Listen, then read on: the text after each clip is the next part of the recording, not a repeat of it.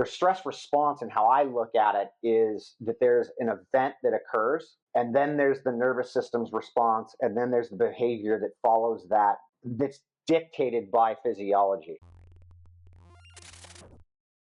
Welcome back to the Smarter Not Harder podcast, your home for 1 cent solutions to $64,000 questions.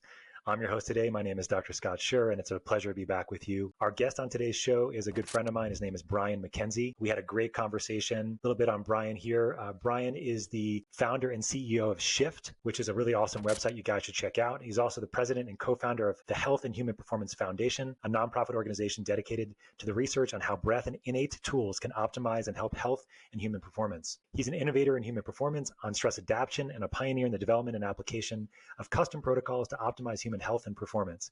His work harnesses integrates respiratory, movement strength, conditioning, and endurance-based training approaches to elicit unprecedented positive results. His protocols have been used to accelerate and raise both mental and physical performance in world-class Olympic and professional athletes, top executives, and elite military operators, as well as to improve the health for people suffering from various chronic and pathological issues. So I've known Brian for over a couple of years at this point now, but really got into the weeds with him over the last several months, almost about 6 months, on respiratory physiology. And so it was really fun to have him on the podcast to really get deep into this world. And so here's some of the things that we spoke about. We spoke about what Brian actually does for a living, which is not exactly what you would think. We spoke in detail about CO2, about carbon dioxide, and how this extremely important waste product in quotes is fantastically, it's so important in respiratory physiology. We spoke about the trials, tribulations, the good, bad, and the ugly, about hyperventilation, including practices like the Wim Hof method. Not all bad, not all good, but all in context.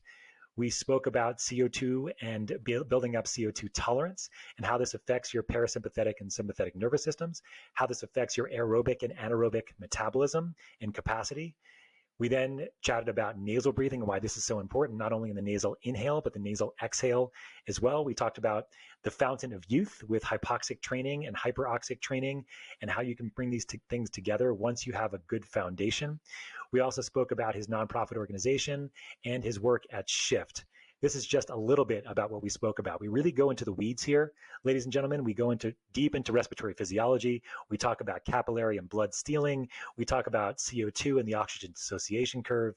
This is a really fun podcast for me to record with Brian. I really hope you enjoy it. Final mention, this podcast is brought to you by Health Optimization Medicine in Practice, a nonprofit organization training doctors and practitioners on how to optimize health, as well as Transcriptions, accompanied with pharmaceutical-grade precision dose and physician-formulated buccal troches for focus, for mitochondrial optimization, and for stress relief. Hope you enjoy the show, everybody. Have a great day. All right, Brian, how are you, man? All right, Scott. You like my podcast voice? Is that what you're trying to say? Yes, yes. I'm doing well. I'm coming off a pretty heavy ride from last week, but I'm coming around. Oh yeah, Johnny working Cash too hard? might say. No, As well, usual? sort of. I went up to Pelican Bay State Prison last week. Oh wow. And I've been working inside the prisons for some time. And it was a heavy experience. So what kind of prison is it? Is it a maximal security kind of prison, or is it? Pelican Bay is the most, if not one of the most secure prisons in the United States. It is a or the biggest maximum security prison, other than a federal maximum security prison.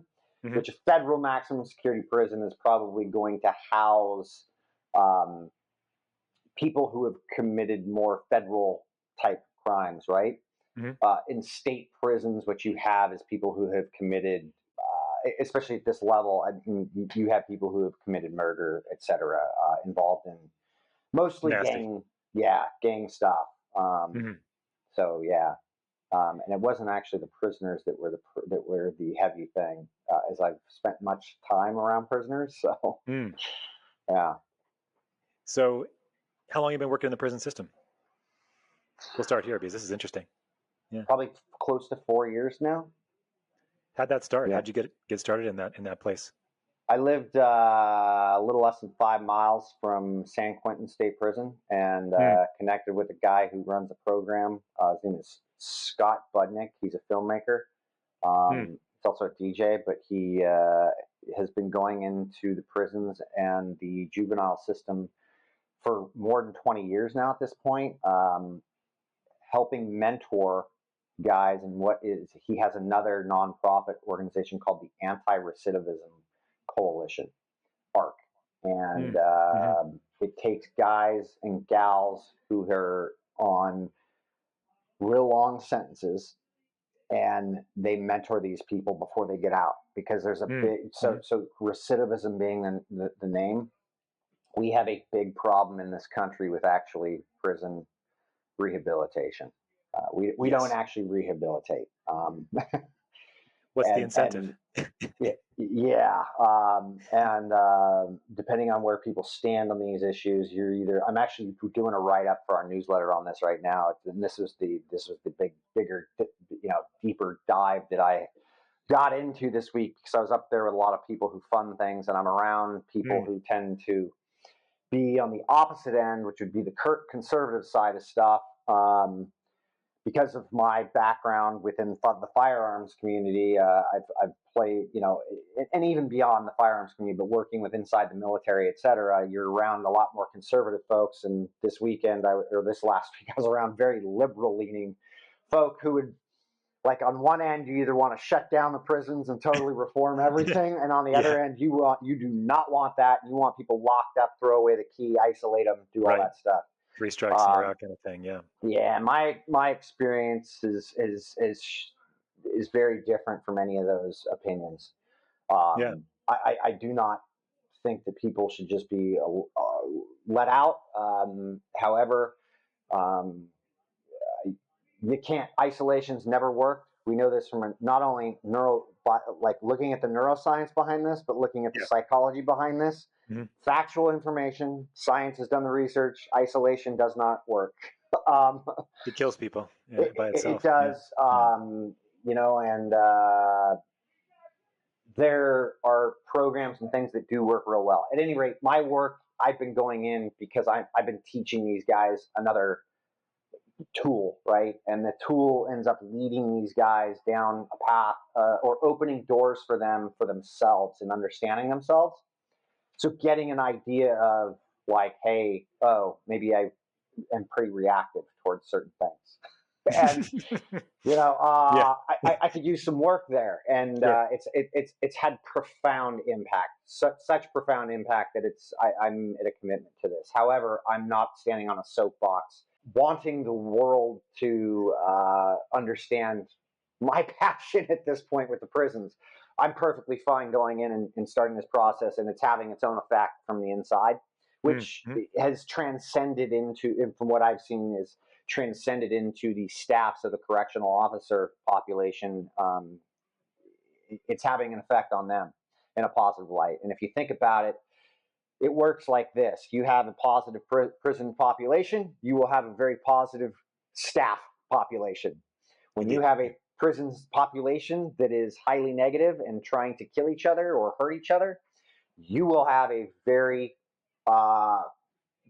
different staff. You will have people who do not like going to work, who are scared for their lives, are worried about things, and it just has an impact. So I'm just somebody who's found some stuff with inside the prisons. I ran a program at San Quentin, namely, for about 6 months, and then stuff came to a halt with COVID. But then I've gone back up to, I went up to Corcoran State Prison, and then I've gone to the juvenile place out at Sylmar in LA. And then I was just up at Pelican Bay, and I have plans of being back in the juvenile stuff, going back up to Corcoran, the SHU up at Corcoran, and the THU, which is the transitional housing unit. So if you decide you want to get out of the gangs, they have a transitional section. But the secure housing stuff is it's coming to an end, which is good, as it's never served a real purpose. It's pretty gnarly to see firsthand with the 100 or so guys that are left in the SHU. Getting It's to called work the with them. shoe. Is that right? Yeah, it's called the SHU, the Okay. Secure Housing Unit, Oh, SHU, the SHU. SHU. That makes sense. Yeah. And it's usually you go into the SHU because you've actually tried to hurt somebody pretty badly, stabbed usually, whether it's staff or another prisoner. Right. So while you're in prison, this is where you go. Right. Correct. And More on the most of the isolation guys side. that are Yeah. inside are earning points in the upward fashion, which gives them more time. So I a see. lot of these guys end up getting more time, and then they do a lot of time in the SHU. I mean, I've met guys this week who had done more than 30 years in the SHU. 30 years. 30 Wow. years. Yeah. This is isolation from almost everything except for what, maybe a small amount of time during the day? Correct. If you do not have somebody in your cell, then you do not see another human being. You'll hear them.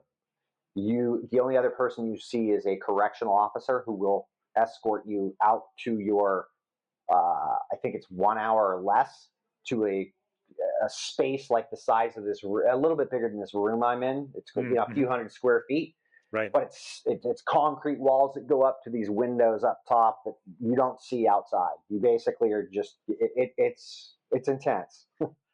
Talking about vitamin D deficiency and going psychotic, right? So, Yeah, I mean, and yeah, everything else that goes along with that, with circadian rhythms and hormone cycles and yeah. everything else. My goodness. Well, I think this kind of bears the question, Brian. I Mm. mean, you have an amazing bio. You've been around for a long time, but like, you're in the prisons, you're working with high performers, you're at the beach surfing and doing all these amazing things. Like, when somebody asks you the question of like, what do you do? Like, how do you answer this question? Like, do you have like a one liner, or does it take longer just to take a full podcast to figure that out? Which we can do. We can talk about all that Well, too. so it's so funny that you asked this, because Tiana last night at dinner proposed the Brian's same girlfriend. thing. Yes. Yes. Yes, she proposed this same. Not question. She has an answer for it in her own. Right. In her way. Yeah. Yeah, in her way, because she'll end up referring people to me um, from time to time. And I say that not because she wouldn't refer everybody, but it's going to require somebody who's ready for some work. Sure. Right. I get it. Yeah. But she was like, "You actually help people develop relationships," and I was like, "Oh, that's an interesting way a thing." I'm like, but because I think of it like, what I do is I introduce people to themselves. Mm-hmm. So a relationship with themselves, kind of thing. Yeah, I go at it. It starts with you, like, Of course. and then it ends up transcending out. Most people want to fixate on, oh, my relationships with others versus my relationship with myself, Indeed. and that's a very fruitless process. Well, there's a Michael Jackson quote, song from the 1980s, right? So you got to change yourself if you want to see the change around Yes. you, right? And it's corny, it's ridiculous, but in fact, it is true. And so you're in the relationship business, it sounds like, but this is in the relationship of our internal self and to how we sort of manifest that within the world that we have created around us, kind of deal. Yeah. Yeah. Short story. Yeah. And so how I do this introduction of somebody to themselves is through stress, whether that's usually in the physical sense, in most, because I help people develop a physical practice. So somewhat of a practice that revolves around them getting to learn about themselves, and then outward from there, it becomes how you're functioning throughout your day, and where we can actually insert many of the tools, or specifically things like breathing, breath work, etc., in order to take the opportunity to stop reacting and to start responding and understanding yourself a bit more. So yeah, I love it.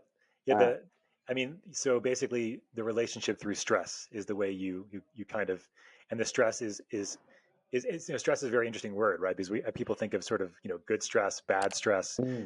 There is such a thing as both of those things, and not all good stress is always good. Not all bad stress is always bad. There's a significant continuum between the two.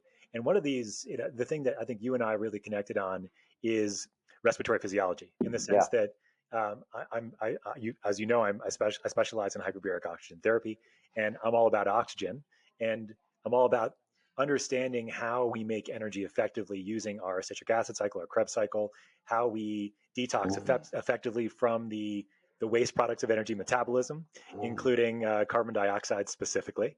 Although, carbon dioxide is a funny one, because we think of it as our favorite waste product. But Brian, I want you to tell us a little bit about your relationship and how you create the relationship in your clients with carbon dioxide, because I think this is really the crux of a lot of the work that you do specifically.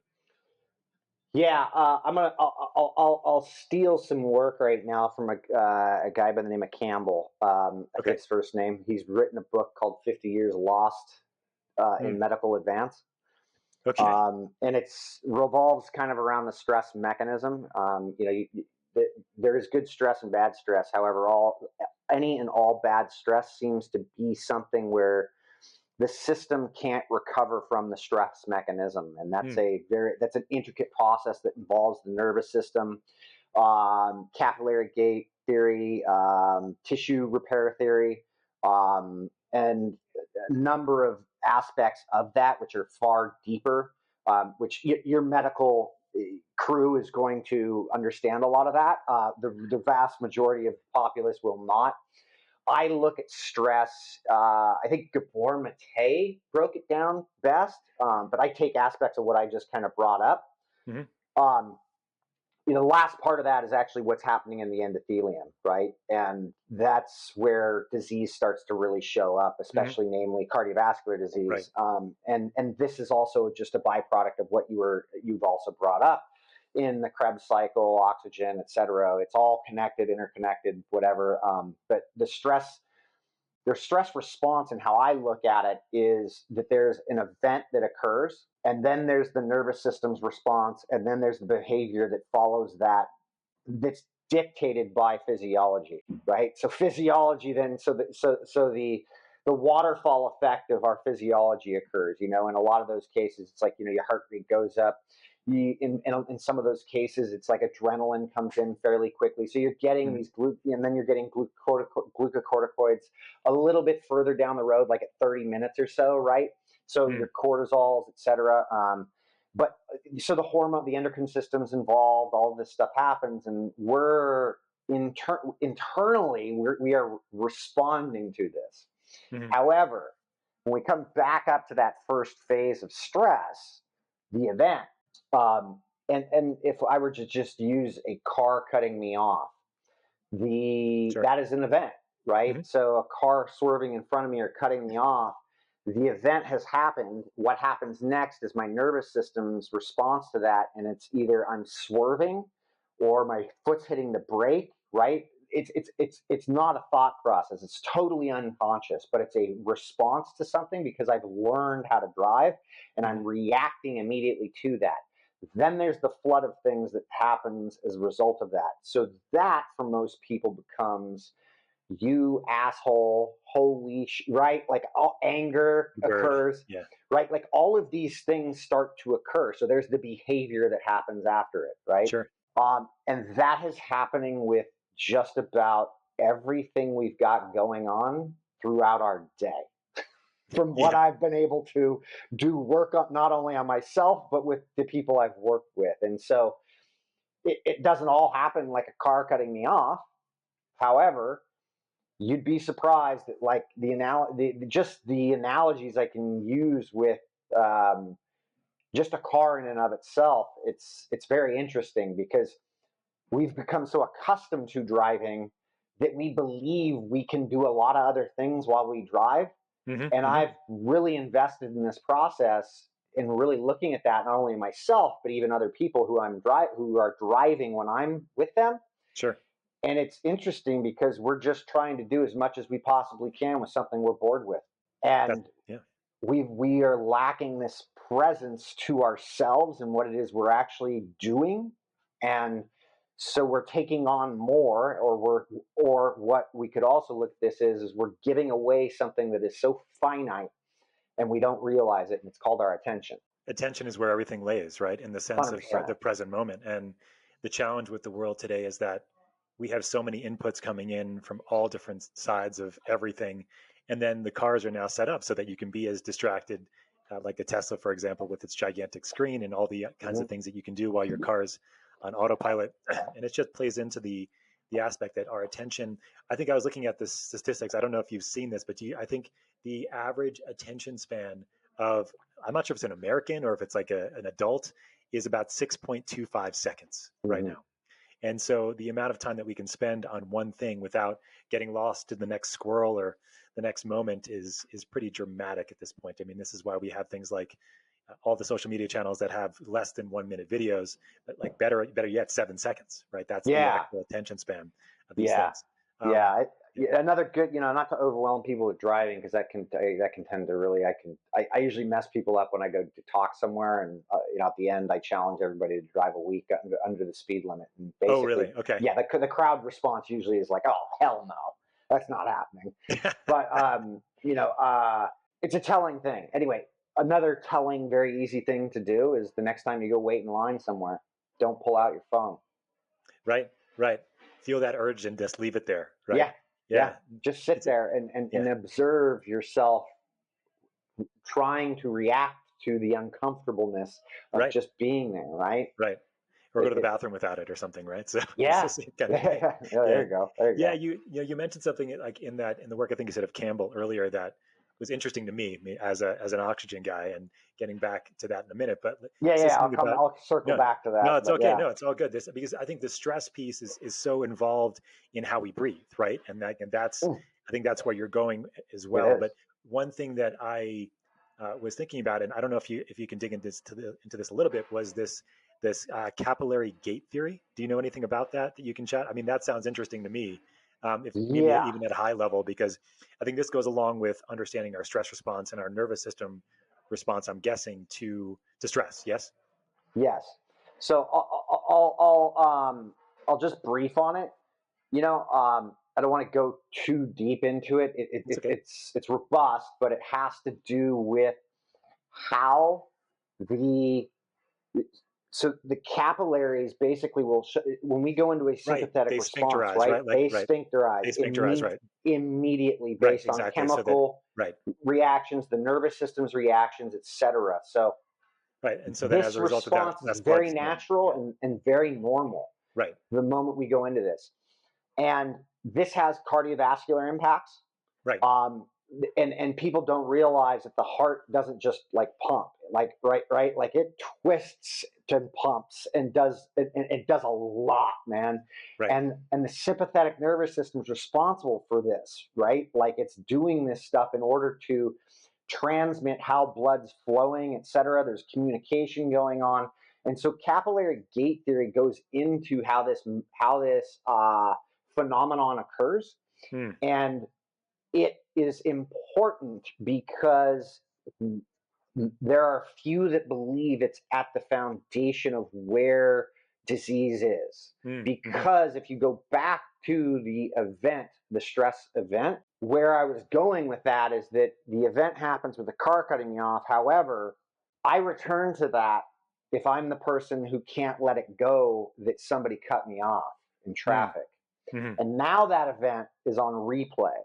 So there's a quote by Eckhart Tolle where he says, in a healthy organism, an emotion is a short-lived response. Yes, that's beautiful.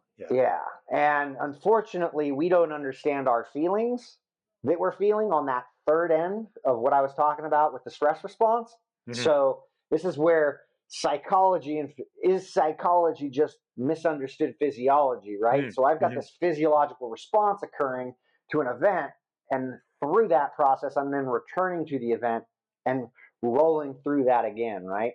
Even if it's just a thought, like you said, even if it happened yesterday or the day before or 2 years ago, you can imagine or think that thought, and all of a sudden that stress response comes back. It's a very human trait, as we know. I think we're the only animals that do this. I think I've heard you talk about maybe is it zebras or giraffes or like their stress response and how it's actually physiologically, you can actually see them go from sympathetic to parasympathetic in like seconds, if I believe. Is that right? Yes. In a very short period of time, typically, right? I'm not suggestive that we go back to being wild, but however, there's a lot to be learned about that. Right. How they can shut off that response so quickly. If I go back to replaying the event in a heightened emotional response, and I want to be very clear, this isn't just about anger. It ain't just about being sad. Excitement is a drug, and it is a relive drug that we continue to chase because it comes off, right? And so happy all the time is not a good thing. Like, we're supposed to come through these things, right? It's Right. supposed to ebb and flow. And Yeah, we call it we call it just at our company, we call it dynamic equanimity or equanimity, in the sense that you're always you're always trying to stay at a baseline, but you're coming up and down. Like, that's the idea. But if you have a good practice, it's a physical practice, a meditation practice, a mindfulness practice, you don't have the ups and downs that are so dramatic, either extremely happy or extremely sad. You have more of a dynamic equanimity across that spectrum of emotions, knowing they're all just figments of your imagination anyway. It was what it comes down to. So I was just talking to my daughter about this earlier. I mean, every emotion you have will go away. There's no way it's going to stay forever. You have to like actively work on keeping things there, but you can have these revisiting of emotions and things like that, just with these thought forms, as we talked about. But what it comes down to, though, with the stress response is that this is our sympathetic nervous system going into action, right? Yeah. And so let's talk and dig into a little bit about CO2 and how this all kind of plays into it, and then we can kind of go from there. Yeah. Yeah. So as I come back to the thinking process, I have instigated this capillary gate theory again. Right. And so on the other end of that is tissue repair theory, which is where, when I have a heightened response like that, this is like, think of strength training, right? Sure. Like, I go work out and there's a response to that. And if I recover from that, I get a growth phase, right? So I repair, right? Tissue repair, right? Just the simple, very, very basic terminology around this. At any rate, coming back around, it's so stress in and of itself, we're hardwired for it, just like every mammal on this planet. But we are in a constant state of energy production, or not, I shouldn't say production, transfer, right? So we're simply transferring energy, just we're doing it in the human form, which is through basically the Krebs cycle and or cellular respiration. And on both ends of that, you could have aerobic and anaerobic, correct? So with that, our nervous system, the only way for us to do that efficiently or effectively, which is a deal that was made 2.5 billion years ago, is through this Krebs cycle, basically. And we need oxygen for that process. And the interesting thing is though there's very little when we are conscious that's driving respiration as a result of oxygen. It is, however, what we are driving respiration through is mainly are through chemoreceptors that are responsible for CO2 detection, pH detection as it gets more acidic, baroreception, right? Like, so pressure changes. And then there's stuff in the lungs we could talk about, but it's not as important. However, there's stretch reflexes, et cetera, things that'll set things off. Right. But by and large, your breathing, when you're not thinking about it, is happening due to CO2. And there's an area in the brainstem that is called the pre-Bonster process, and it is picking up CO2, right? So there's detections that are happening within the carotid and the aortic valves of the arteries. And the arteries, yeah. And so that is an indication that, also nothing's happened yet. We're in the arteries that are going somewhere, and we're just off the heart. So it's freshly oxygenated blood.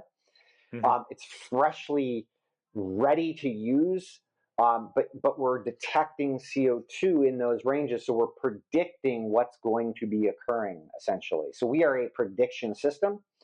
Hence, like anxiety, et cetera, is a thing for us because we're constantly in this predictive state of things going on, right? So the chemoreceptors are actually predicting what they believe CO2 levels will be once it gets to the venous system. Is that how it works? Yes, correct. Yeah, basically. Now, you also have a bunch of chemoreceptors up in the brain. So the brain is very carefully monitored, right? For a good reason. Because it needs oxygen on a constant, because it's on a glucose drip. That is basically a very necessary thing. That we do not want pH getting too acidic or getting too alkaline, right? So it'll do a number of things, namely, like when we become more sympathetic, it'll open doorways up for blood flow, et cetera, pretty quickly. However, if we're hyperventilating without the necessary metabolic components of that, where CO2 gets higher, right? And we need more oxygen, or when we're hyperventilating, we're offloading CO2. So the bloodstream becomes a bit more alkaline. And when that begins to happen, the sympathetic nervous system kicks on and the vasculature begins to constrict again. And that is where you'll get people who use hyperventilation techniques and breathing, who talk about getting euphoric or high or whatever. And that is simply the constriction of the blood vessels in your brain going into overdrive, the intelligence of what you are saying, no, I'm not going to allow you to do this thing that you're doing. I'll shut you down at the next stage and you'll pass out, and then you'll come online and normal breathing should ensue, right? At any rate. Right. So CO2 plays a very critical role in how all of this is occurring.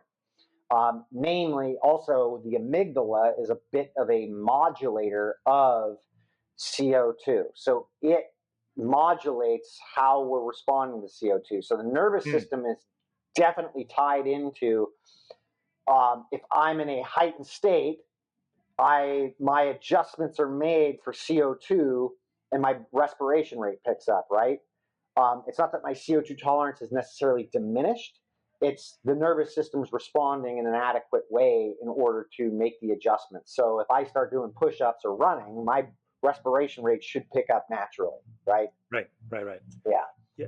So on the a couple things on that. So with the CO2 balance, I think you make a really important point, and I just want to kind of double click on it for a minute. Is that CO2 is our regulator of pH. It's one of our major regulators of pH.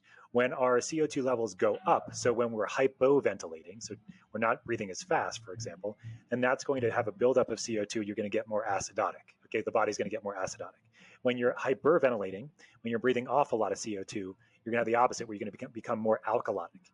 And this also has an effect on the oxygen dissociation curve as well, which is how much oxygen is being dumped into tissue depending on the status of your if you're more alkalotic, if you're more acidotic, right? So if you're more alkalotic, what is happening typically? You're getting more oxygen that's being dumped off, or is less being dumped off? It's the opposite, less right? is being dumped. Exactly. Yes, correct. Yeah. More alkaline, you do not get as much oxygen.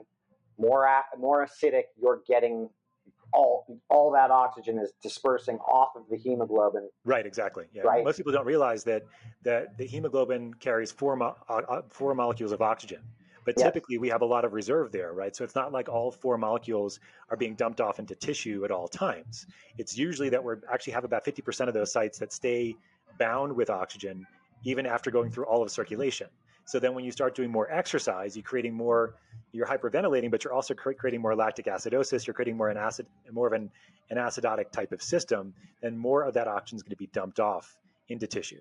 This is one of the things that I think is really important, because I have heard, and I'm sure you have heard this in the community, when it comes to hyperventilation, that this is always a good thing as far as breathing practices go. Yeah. But the problem, let's talk about that a little bit, is what happens.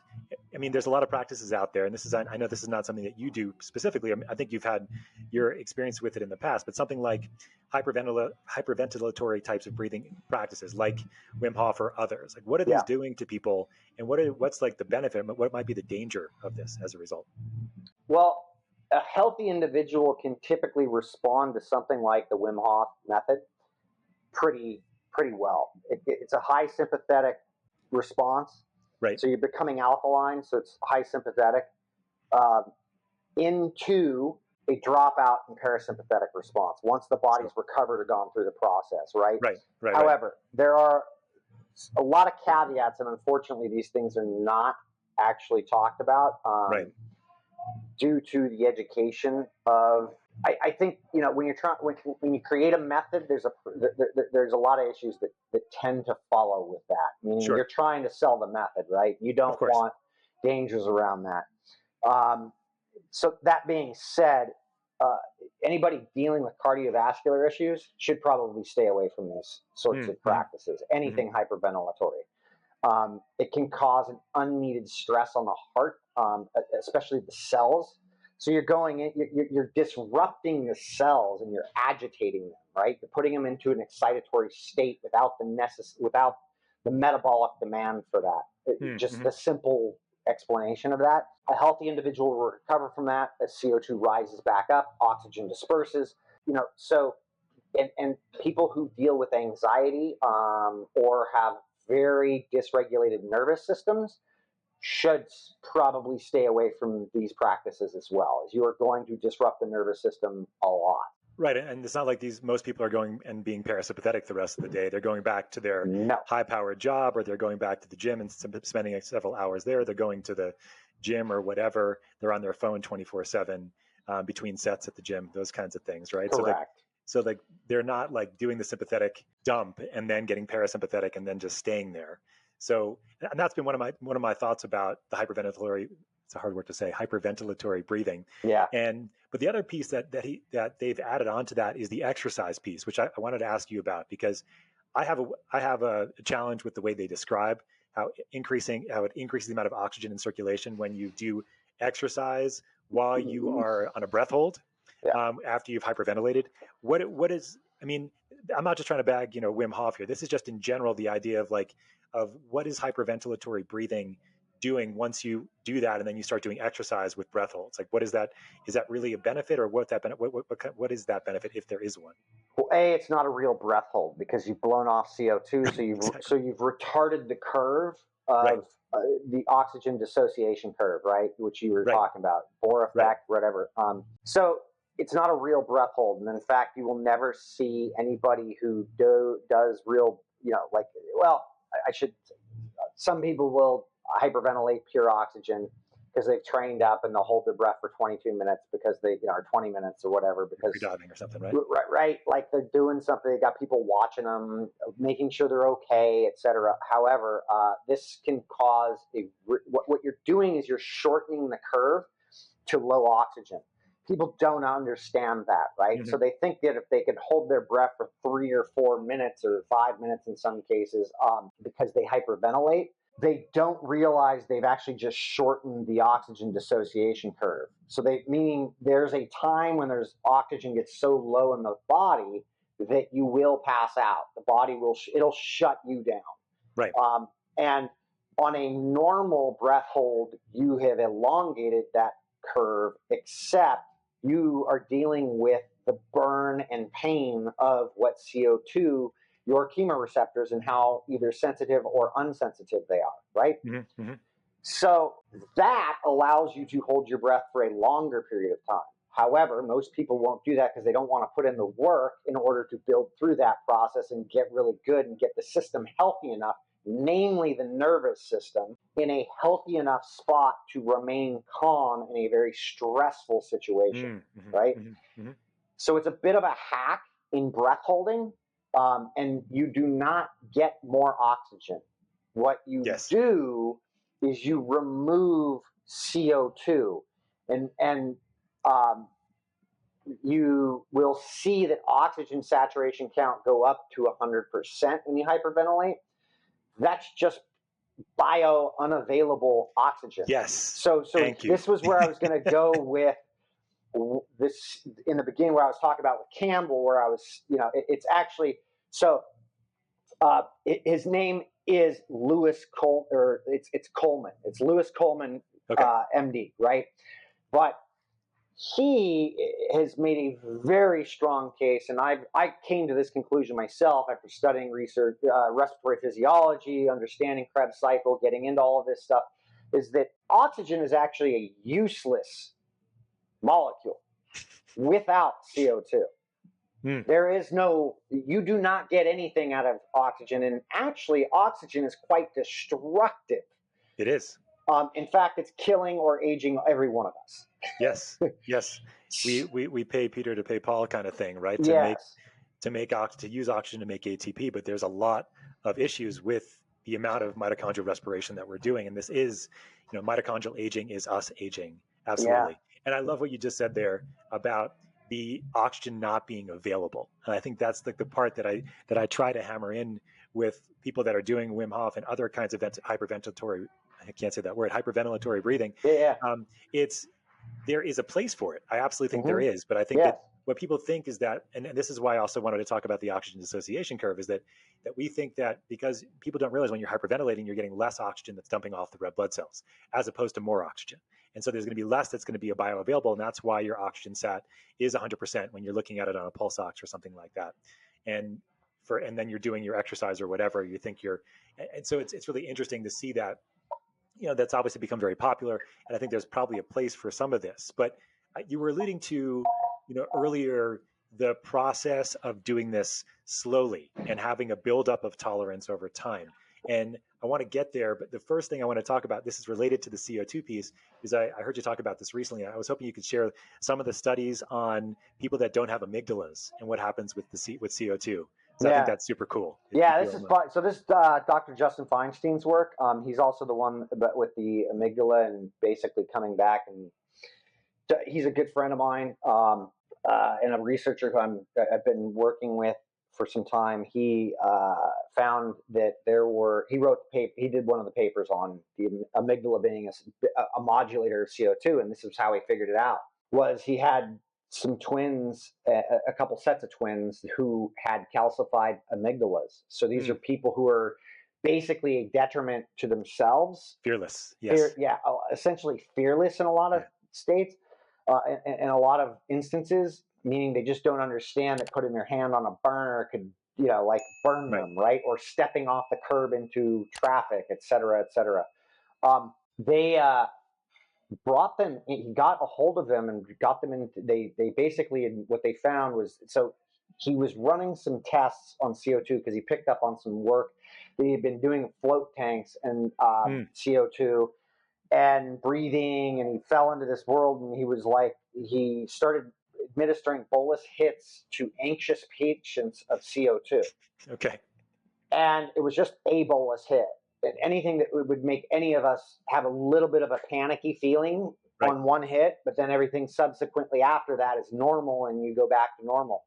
He was noticing that the patients who were on anxiety medications were actually responding better than they were from anxiety medications to panic and anxiety.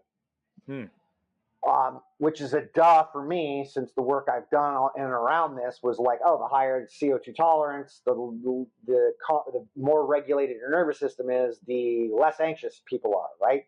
Right. So he had found that when he gave these bolus hits, he decided to give these bolus hits of CO2 to the calcified amygdala group. And these folks panicked more. They had never experienced fear in their lives like this. Wow.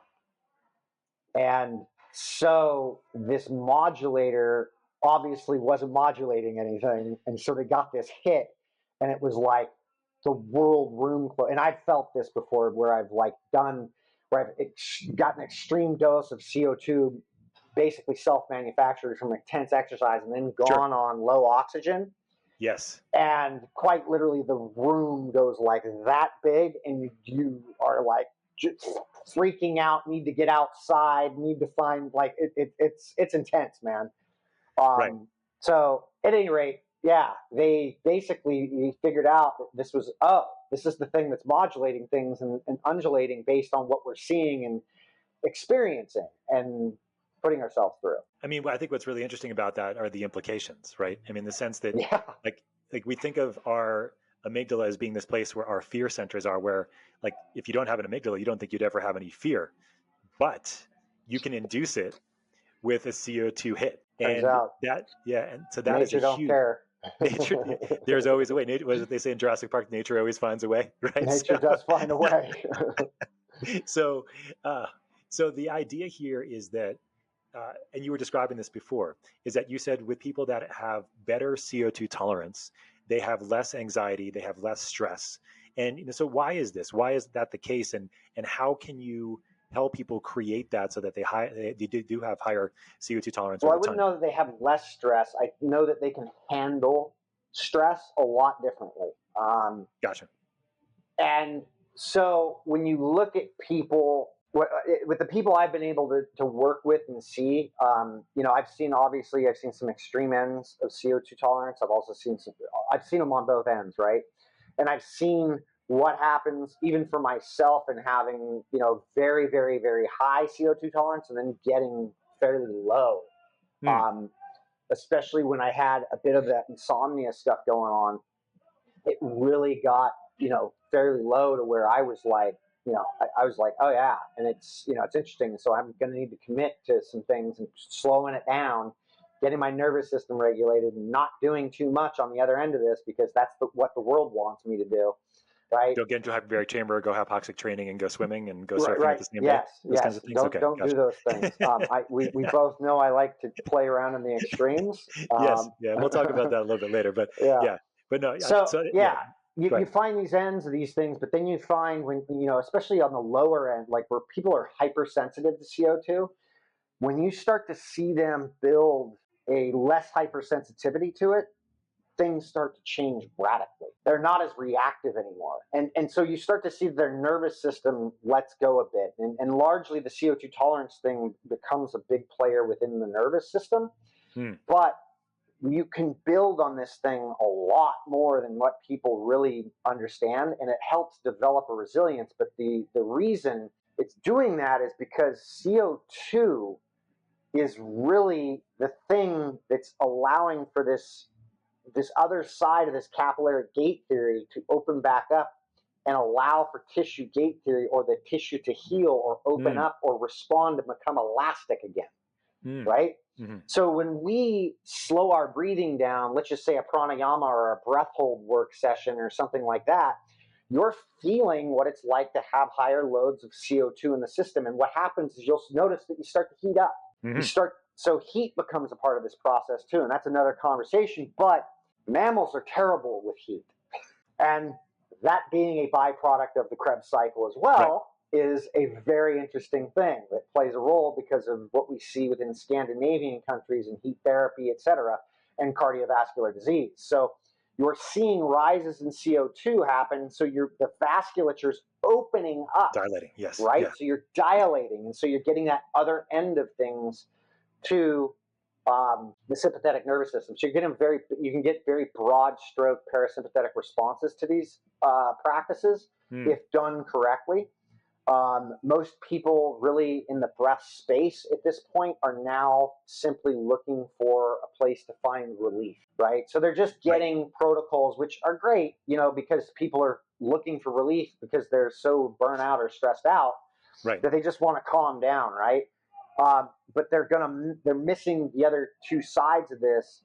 One being that resilience side I was just speaking about, but the more important side is the one of awareness.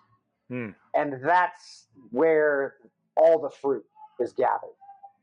But you've got to be able to slow it down enough to be able to get in touch, to be able to be aware enough of what's going on around you to then go, oh, my breathing's a little different right now.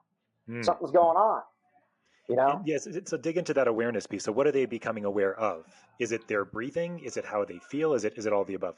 All of the above. I begin it with getting people to just be aware of their breathing. I mean, that's usually what I'll start any session or talk with, is getting people into an awareness drill and then taking them through stress, then giving them some sort of breathing exercise that brings them down and in, and then administering the same sort of awareness drill. And I have not really had any negative feedback on that, where people are like, wow, like I was definitely more aware of my breathing without having to control it. Right. And it's not real easy to do, but that inevitably then comes into what I'm feeling. Like, why am I feeling frustrated right now since somebody just cut me off? Why am I taking this personal? Do they know who I am? Like, probably not. Maybe they're on the way to the hospital, they're having a baby or something. There could be 1,000 things. Or it could just be an asshole, and that asshole might have a gun in the car, and you know what? I'm good. Like, you're good. You have firearms training, but no thanks, right? Yeah, no, man. I mean, like, literally, I'll avoid any situation like that I know I need to, or I'd prefer to avoid those things. Yeah, of course. Yeah. At any rate, I mean, with the higher performance kinds of people that you're working with, like the athletes, the special forces guys, and that, I mean, even these, even in those guys that are really like on high performing in quotes, I mean, I'm sure you've seen dramatic shifts in how they respond to stress, and how have they started doing any of these things more, I guess, more as like as bigger groups, or are you just kind of working with individuals with their particular issues and things? I typically now work with individuals. I've long kind of been an individual person. However, I have gone in to do some group stuff. I you know, with a lot of like within inside the prison system, it's definitely had, from a group context, it's definitely had an impact from what I've been able to see.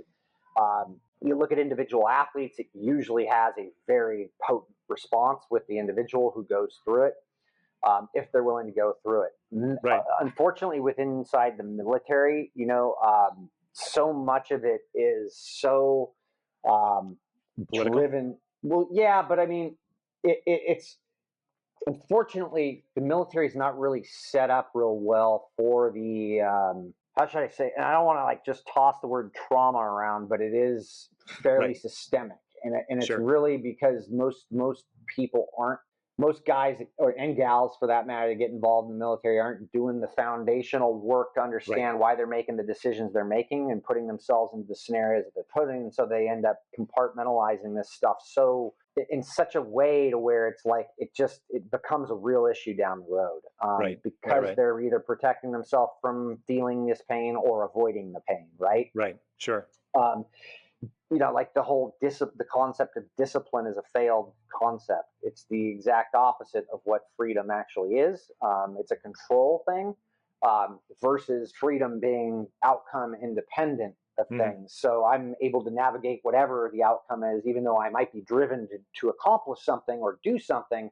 How I respond to that and make wine out of water is up to me, right? And I think we get confused with the whole discipline thing because everything's difficult when we first do it.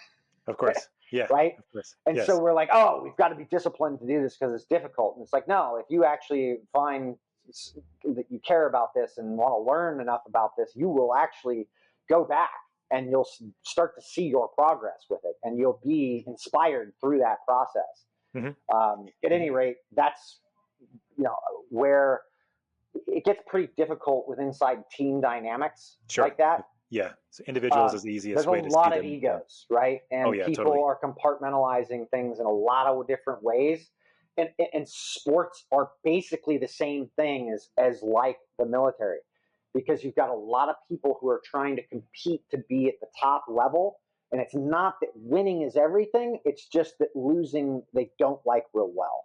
Yeah, sure. And there's a lot of cooks in the kitchen too, right? You have all the trainers and all the people that have been on these teams and have a lot of, they have a lot riding on those kinds of positions, and other people coming in. And then Brian comes in. You've got a contract for millions of dollars and you're expected to do something. I can see how it's difficult. However, there is another way. And Indeed. we just don't understand that other way, and where I'm alluding to, oh, but there isn't anybody really doing that. Well, no, there are some people doing that. You're just not wanting to see that. Right. Yeah, blindsided or tunnel vision. Yeah. So a couple of things I was thinking about. So one would be like a cool example, if you have one, of what somebody like a fighter. I think you've had a couple of fighter examples, and others, people that you've worked on CO2 tolerance with, and what that's been able to do for them, and what that results on some of their competitions or some of their games and things like that. Do you have any stories you can share, or any, even if it's not names of people?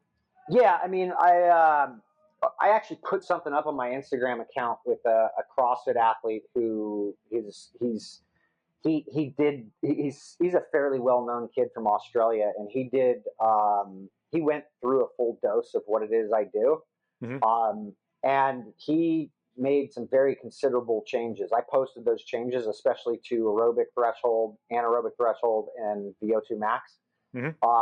And I lined out some of his training. It's a few posts back, but Nice. Okay. It's pretty detailed in there. I've had fighters who make pretty large changes.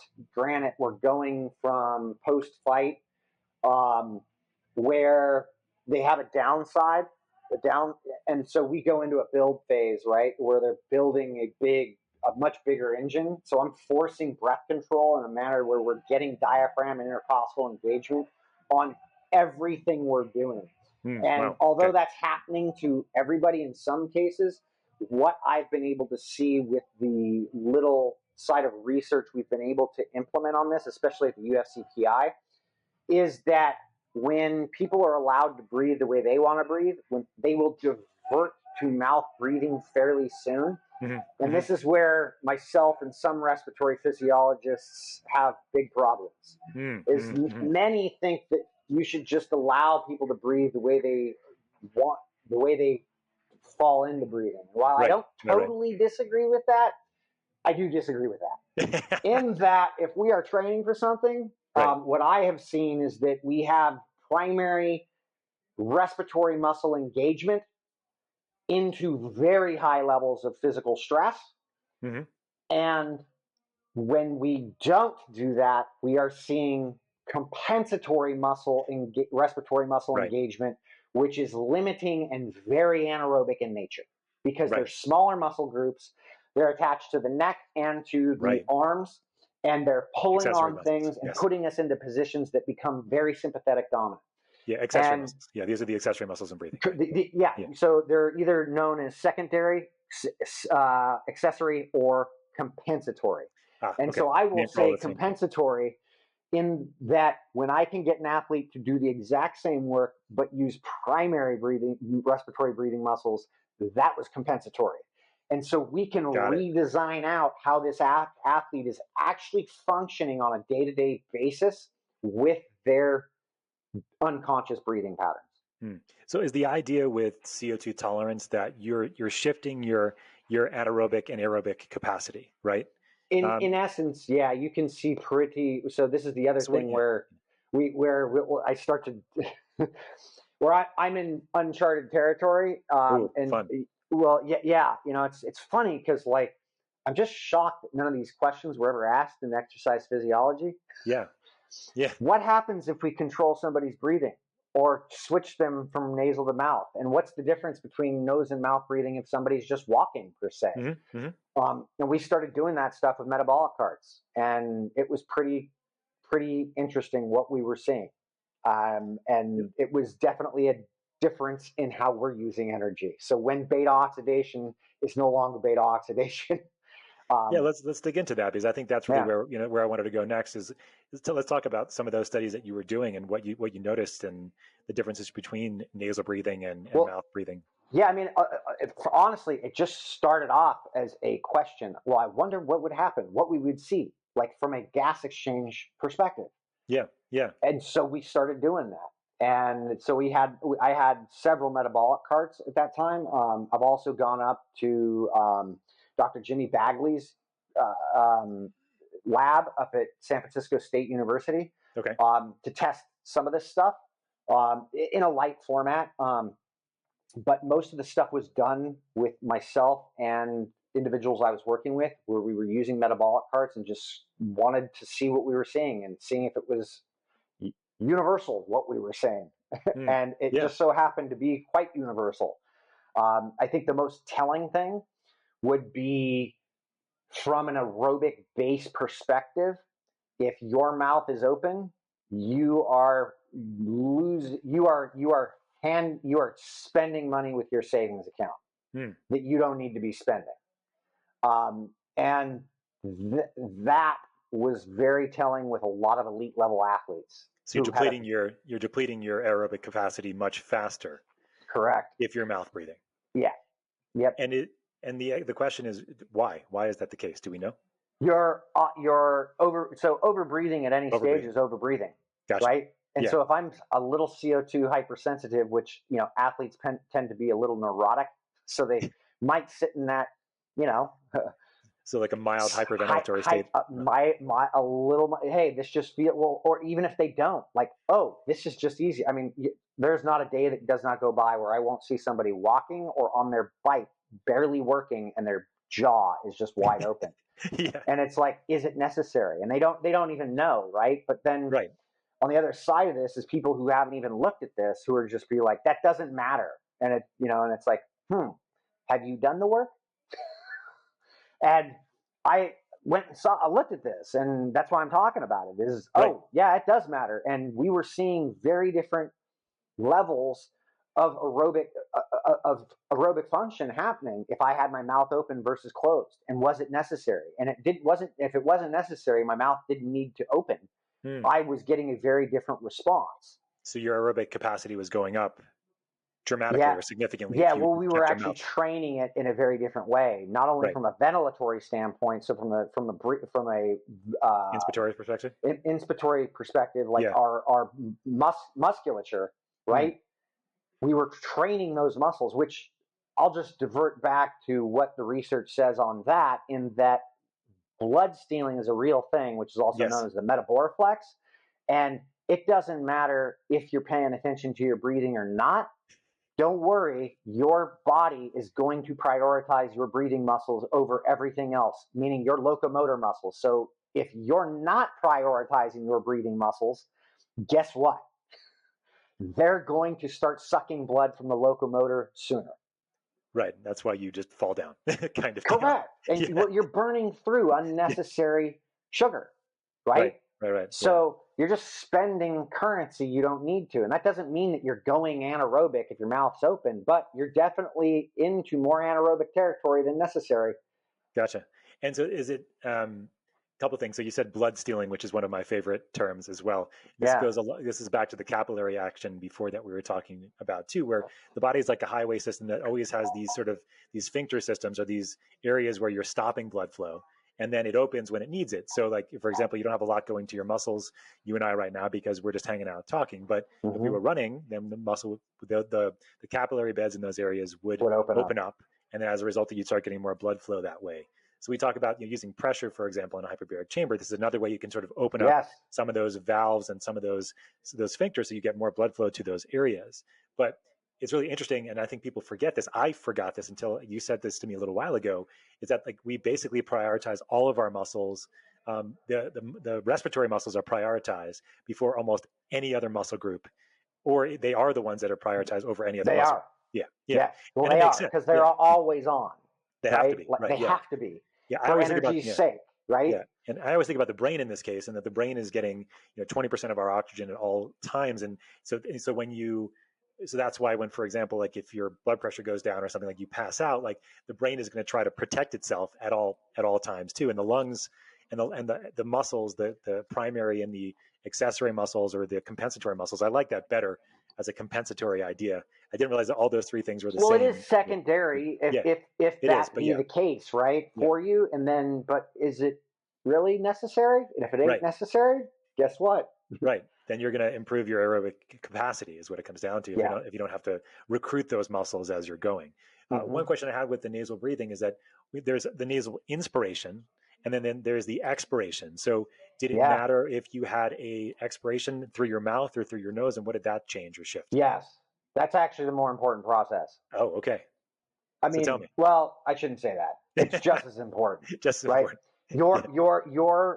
You're limiting how much air can come out. So I can, right? Or double, if not triple the length. I've got to take to get the air out, right? To get the air out, sure. So what I'm doing is I'm retarding CO2's offload a bit, right? Decreasing the amount you can blow off at any one time. Yeah. So what is that? So what happens as a result of that? So now we're talking about the Bohr effect a little bit more. Right. Like, oh, how much oxygen am I actually offloading as I go here, right? And so I'm actually using up more of the oxygen as necessary, right? Yes, exactly. So I'm actually remaining in more beta oxidative states, which for the layman is fat burning, right? And that is the creme de la creme for health, because that is what the mitochondria love. They want to stay aerobic, man, and then you're dumping more oxygen in tissue because you are preventing the CO2 blow off, which is, I think there's like huge affinity for me, or epiphany, when I heard this first. I was like, this is exactly why Brian's work is so important for what I'm doing, at least I was being very selfish on the hyperbaric side. I'm like, this makes so much sense, because all of us, like you said, we have these natural ways of breathing, but it doesn't mean that naturally is the way. There's natural ways of breathing now, right? As opposed to what our ancestors, when they were hunter gatherers, would have how they would have been breathing. This is more like the animals that we were talking about before. And when they were running, they probably were panting at times too. But and I'm guessing, and I don't know if you have any evidence, and very evidence of this. Is there evidence of like ancient cultures and how they were breathing, and is there anything that we know about that? I just out of interest. A guy by the name of George Catlin wrote a book. He's a historian. He was documenting the transition of civilized and indigenous culture in North and South America. Saw over 1 million indigenous people, and the takeaway that he got through his history was that he wrote a book called "Shut Your Mouth and Save Your Life." Beautiful. The difference was these people were hunting, gathering, sleeping with their mouths shut. Wow. Almost all of the time. Their kids specifically, babies specifically, coming off of the nipple, mothers would make sure they closed their mouth because they were in fear of what was called the black mouth. The black mouth. This is that was what white man had, was this dirty black mouth that rotting teeth from sugar and booze and all of the stuff, and being as stressed as we were, right, sure. So, and it's really simple to kind of think about, because if you just go look at wild animal, you just look at wild mammalian culture. Well, how do their nervous systems function? We started basically there. It was like, they're like, boom, they respond right back to parasympathetic activity very quickly. So does their blood gas. Their blood gas changes can go exceptionally high and drop back out, right? Where ours are at like this moderate state and take a while because we're just so stressed. And it's very interesting. Yeah, they can get their lactates up super high. Some animals, I'm sure you know this more than me. Yeah. What are the highest animals? Like some of the animals, do you know that can get their lactates up the highest? I don't know, but I do know that there's a few human beings, like professional athlete wise, rowers in particular, that they've sat up around 20 plus millimoles at the end of a 16-minute effort, right? Wow. Just to give somebody the normal is less than 2. Correct. As far as if you're looking at a laboratory analysis, and they're getting to 20. Lactate threshold being around 4. Yeah, that's pretty amazing. Okay. So one thing we're talking, I'm super interested in the history of the side of this just for a minute, is that one thing we also know is that when you're mouth breathing, it also changes the dynamics or the facial structure of people that are mostly mouth breathing as well. And this gives you a higher risk of having things like sleep apnea, your tonsils, because the other issue with breathing through your mouth is that you don't have the filter that goes through your nose, right? And so as a result of that, you're getting more, your tonsils get larger, your adenoids get larger, and then you have sleep apnea and everything else that goes along with that. So with mouth breathing, I mean, obviously, I love that book. I have to go read it now, and learning more about the indigenous culture. Did he talk about like the athletes, and as they were, or not the athletes, like the hunters, as they were running through and for wild game and things like that, they always had their mouth shut, always breathing through their nose. Yeah.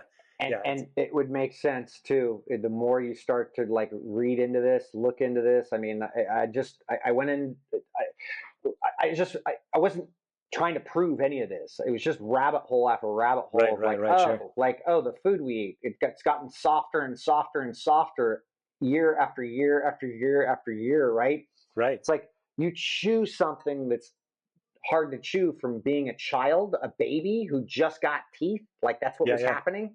Sure. The jaw is much more malleable than it is now, even though it still is like we're plastic till the day we die. It expands, right? So the jaw expands, it widens, the palate widens. When that widens, the maxilla widens. The sinuses now have deep cavities in them, and it's easier to breathe versus how it is now. I didn't realize that was a connection there. Breastfeeding has a very, very critical role in how your breathing will be when you are older. We no longer are breastfeeding very long. That is wreaking havoc on how the palate works. And this is all the manifestation of civilization, of comfort and convenience. And it's been a problem. And then having people at the forefront kind of like not paying attention to any of this and ignoring kind of this, or picking how to use science to prove what they're doing or show that we could cherry do picking. something. Yeah. I mean, it's amazing. I don't think I've made the direct connection as much as you just kind of laid it out there with the ideas of especially chewing and how this has changed so much over the last many decades. I mean, all of our food, even like wheat and other kinds of things that we used to have to actually have like a ton of fiber. It used to be hard, like your German breads of like the old school, right? Like the pumpernickels and like the ones that were like hard and things like you had to, really chew. And even before this, like when we were hunter gatherers and eating tubers and eating berries and all those kinds of things. I mean, the banana that we see now, right, is nothing like the banana that was back 1,000 years ago, 2,000 years ago. It was much more fibrous. It was much harder. It was less sugary and all these things. And I'm just kind of floored by the idea that had such a significant impact on our jaw and our palate itself. I've known about breastfeeding. Yeah. You can see it.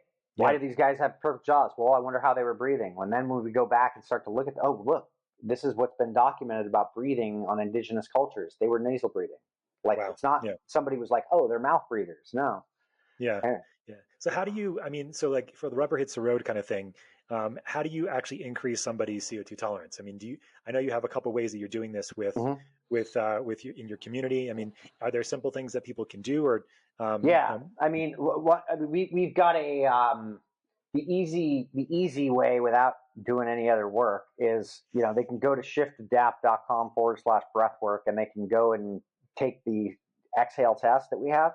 And then they can match that up with a breathing rhythm and follow that for 5 to 10 minutes twice a day, and they'll get. It's not a competition, ladies and gentlemen. That's what that's the thing that I think it's important when you guys are looking at this kind of testing. And Brian, I'm sure you can talk about this more, but the problem with most people, myself included, is like, I want to hold my breath for as long as I can. It's not, but it's not that, right? It's a little bit different. No, yeah. The exhale test is definitely an objective test. It's a start point from a full inhale to a full exhale as slow as you possibly can. You're going to respond to the CO2.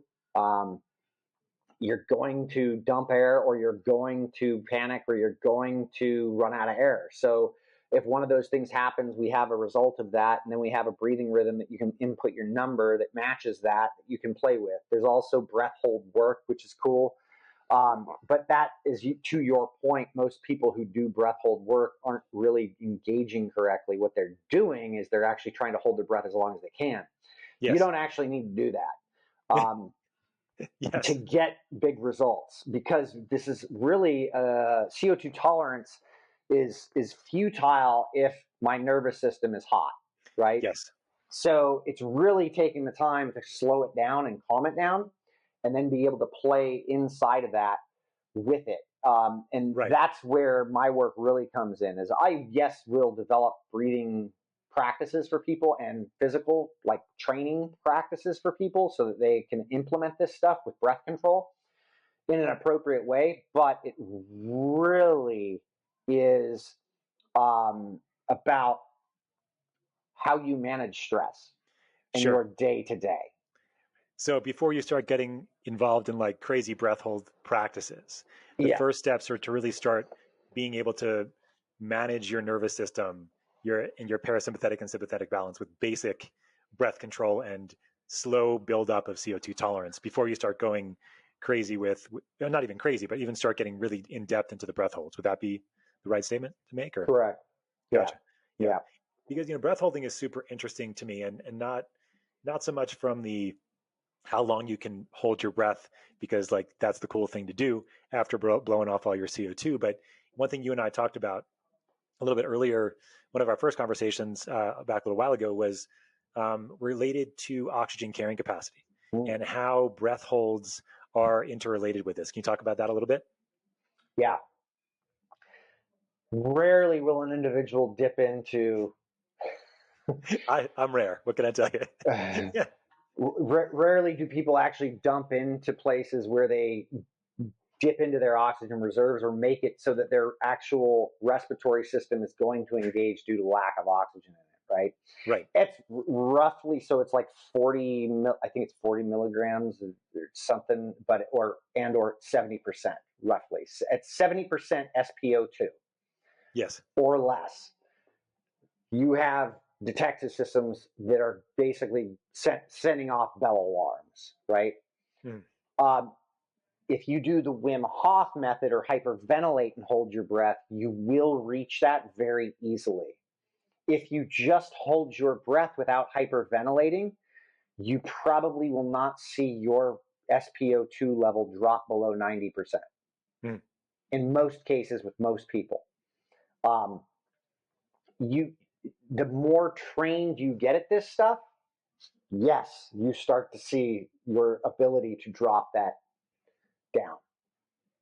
So the more consecutive you, or I should say, the more the more consistent you are with this type of work, the longer you can actually hold to actually use up the oxygen in the system to where it becomes a real factor, which in essence, I feel is like kind of this is where maybe the fountain of youth exists. Because it's the response off of that that's actually creating, that's getting a lot of these genes to switches to happen with this like HIF1A, et cetera. Now, granted, you're going to have to do a lot of work to get there, or you can do altitude type training stuff. But I do believe that look, what I do and my clients do is a combination of the work that you do and what I do. And it's like this breath. There's breath control. Obviously, we've connected through the breath control with inside the hyperbarics, but also with the hypoxia work.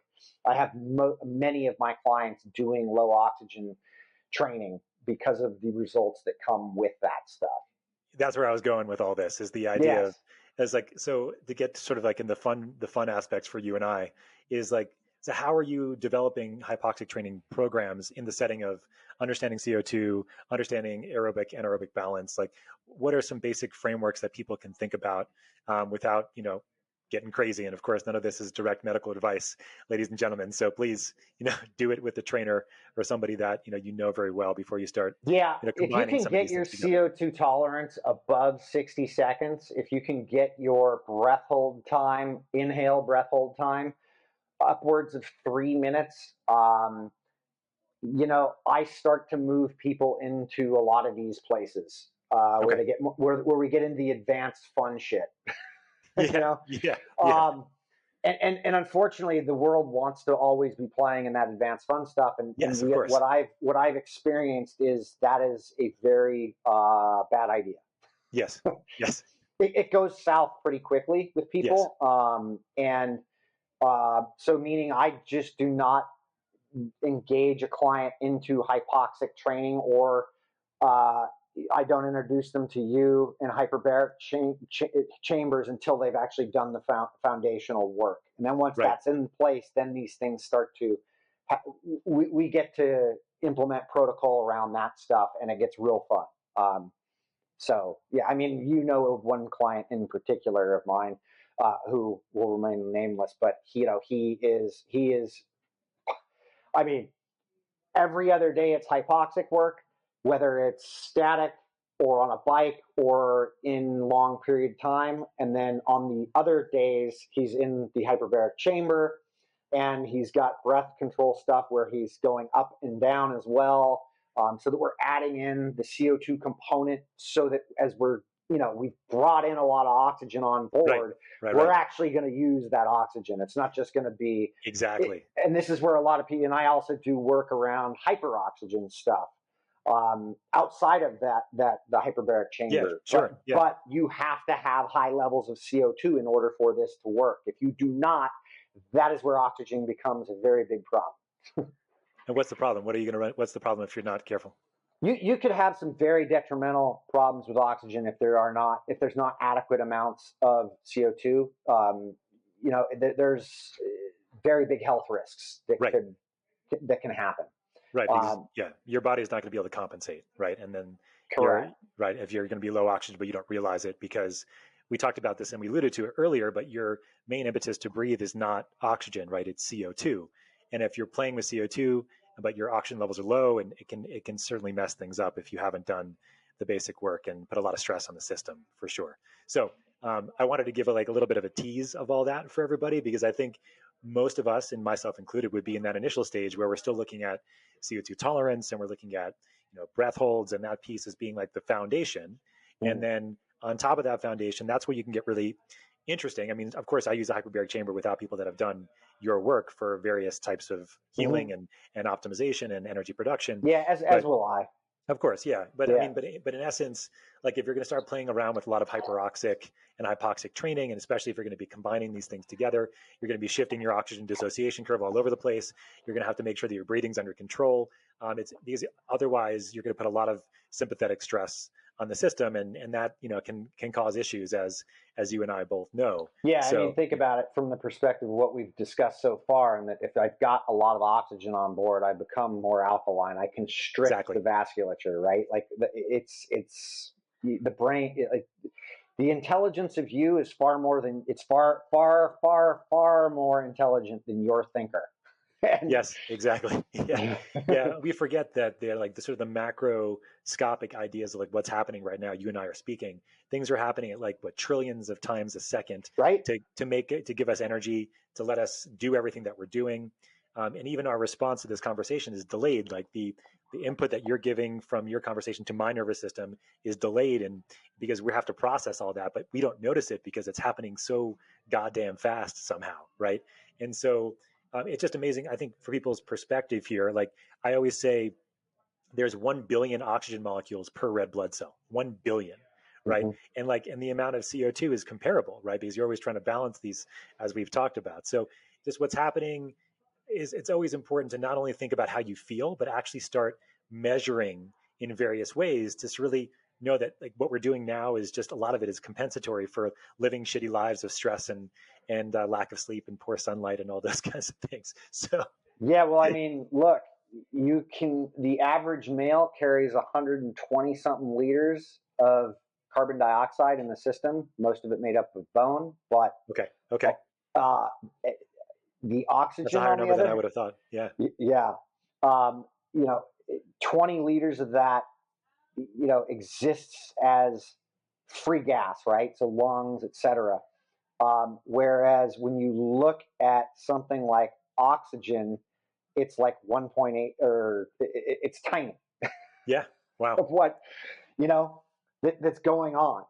And so this is where the whole idea of like, or not idea, but like the statement of oxygen is useless without CO2. It's like, look, man, there's a whole lot more CO2 in you than you realize, that is making things work in much more profound ways than what oxygen is. It's just we're so focused on what oxygen's doing, and it's got such a niche place in energy and where we've identified thus far what is health in terms of the cell, like the mitochondria, right? And that being so important, and oxygen being used as a catalyst in an enzymatic process to run this most efficient process of energy transfer that we understand. That is so complex, we don't totally understand it. Yeah. Nor can we replicate it. Yeah. So can you repeat those numbers one more time? As I think I cut you off by accident when you were saying how much CO2 is actually in the body compared to oxygen. Yeah, it's roughly like 120 liters, I believe, and 20 of that is gas. So the bone, et cetera, has carbon dioxide, right? Like, Yeah. Then when you look at oxygen, you have like a liter of oxygen and a liter of like nitrogen in you. Yeah. So comparatively speaking, these are new numbers for me even to think about. I mean, the amount of CO2 in there, in the body is in there for a reason, right? It's not just because it's the waste product of energy metabolism, that's for sure. So yeah, which has been my hang up. It's like, wow, the medical world really, they come up with some choice things. Even respiratory physiologists, right? I mean, I've worked education. I work in critical care situations. I mean, I do a lot of that work in the hospital still too. And that's all we think about CO2 as. Like, it's not thought about as having this sort of intricate balancing nature and all these sort of many facets of our sympathetic and parasympathetic nervous systems. And I think the key really is really kind of coming back to the beginning of this whole conversation is like, well, how do you work with people, right? What are we really trying to accomplish here? And this is all related to your relationship with yourself and how stress is, and how you're stressing the body, and how that is and how you're using that information to change their physiology. Yeah. Yeah. I mean, I've spent, I don't know, close to 25 years at this kind of like game where it was like playing all the extra or the external game of things to where it was like I was really working to figure out what we were really doing. And I think I'm finally at that place where it's like in the last 5-10 years, it's like I really got into, I'm not like that. The points, the lift, the heavier weights, the faster times are great, but I have no real interest in that.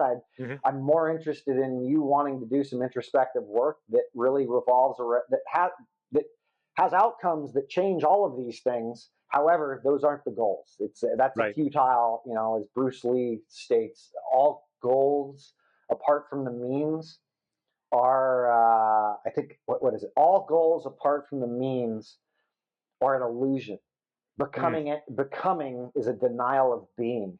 That's beautiful. And actually, that leads to my last question for you, which we've kind of alluded to a lot of these kinds of things. And then I want to know, I'll make sure everybody knows where to find you and some of the work that you're doing. Is the podcast question that we ask everybody is, what are the 3 things anybody can do to live smarter, not harder, in your opinion? We've talked about, I'm sure, many of those already, but if you could think of 3 that you can kind of for takeaways for people when they're thinking about, what they can do after listening to this podcast. Yeah. I think first is identify 1 or 2 things. It usually starts with 1 that is not an easy stressor, but it's not like a heavy duty emotional stressor. Something that you think you could learn from or manage in some capacity and go at that as if your life depended upon it to learn. Okay. And go into that. And so, there's part 1. Part 2 is don't react to it. Okay. Right? What I mean by that is be able to make a different decision or choice about that, even though it's creating a feeling that makes you want to respond, right? Or want to react. And the third part of that is just allow that to guide you into being aware of other stressors in your life that you could then start to make changes to. The downstream effect of that is, in my experience, is unimaginable to the fruit or the freedom that you'll experience. And I think that's really where the heart of all work and what we're all striving to get to understand. And we, I talked about driving, and that was one of those things where I challenged myself to drive the speed limit for like a week, and I couldn't do it the first time I tried it. And I quit because I was just so reactive, and I was like, wanting to drive faster. And then I did it. And I came back to it and I did it. And in 2 days of this process, I understood that was the way I was going to be driving the rest of my life. Wow. Okay. And it still takes work to remain there, but I'm the guy that drives in cruise control, and I get in the slower lane. Of all places. LA. Yeah. I get in the slow lane. If somebody's speeding or on my ass, I have no problem getting over, and I don't take it personally. I used to take it personal. I got upset. I was constantly, what I saw was somebody who was trying to be somewhere he was not and couldn't enjoy that process. And, I am since a very different human being as a result of that. It's not, that's not the only work. There's a lot of stuff, but like when I'm in the gym training, I am off of my phone and I am paying attention to everything I'm doing with very, very strict intention to learn how I'm responding to stress, the physical stress of training, so that I can learn what I can do differently or grow from, right? And that's very different from what it was 5 or 10 years ago. Yeah, that's a huge evolution, man. And this is the evolution for the work that you're doing for people to be able to access too. So talk to me a little about, and talk to everybody about like your company Shift Adapt and the evolution of what you guys are doing there, just to finish up, so that, because there's a lot of resources you guys provide for free, which is amazing. And there's a lot of other workshops and things that you guys are doing, but it's not just about breathing anymore either, for sure. No. There's a lot more you guys are up to. Obviously, you're a relationship guy. So talk a little bit about that as I don't want to take too much of your time. So I think the crux, the big picture of what we do now is basically what's called Shift Health, which is the business of Shift is a membership site, but it also offers programs, right? Or a program. People could also hire me for consultation. However, that is very limited and also an expensive thing, because of just limited availability. We're trying to make this more accessible to people in a large format, which is what Shift Health is. It's basically taking everything we've somewhat discussed today and boxing it up in a process of understanding what the things I value, where my attention is, where my deep work is, and how my relationships are. And that encompasses how to train, how we look at breath control, the physiology of stuff, all of it. And it's a 2.5 month process. That starts mid-February, the first one. But then we also have a membership site where we actually offer training and where we have breathe and move stuff.